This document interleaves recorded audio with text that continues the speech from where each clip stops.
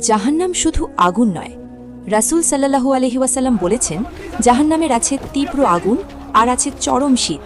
এই শীতের নামই জামহারির। এই শীতে এমন ঠান্ডা যে ঠান্ডায় রক্ত জমে বরফ হয়ে যাবে, চামড়া ফেটে যাবে, হাড় কেঁপে উঠে ভেঙে পড়বে। জাহান্নাম নিজেই আল্লাহর কাছে অভিযোগ করেছে, হে আমার রব, আমার এক অংশ আরেক অংশকে ধ্বংস করছে। তখন আল্লাহ তাকে অনুমতি দিলেন এক নিঃশ্বাস আগুনের, আরেক নিঃশ্বাস শীতের। আজ তুমি ঠান্ডায় কাঁপো, কম্বল খোঁজো, হিটার জ্বালাও, কিন্তু জামহারিরে কোনো আশ্রয় নেই, নেই কোনো উষ্ণতা, নেই কোনো দয়া।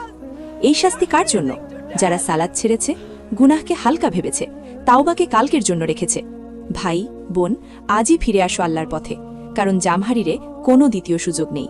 যদি এই কথা শুনে তোমার বুক কেঁপে ওঠে, তাহলে প্রমাণ দাও। এখনই লাইক করো, কমেন্টে লিখো আল্লাহ আমাকে ক্ষমা করুন, আর এই ভিডিও শেয়ার করো। হয়তো তোমার শেয়ারই কাউকে জামহারিরের বরফ থেকে বাঁচাবে।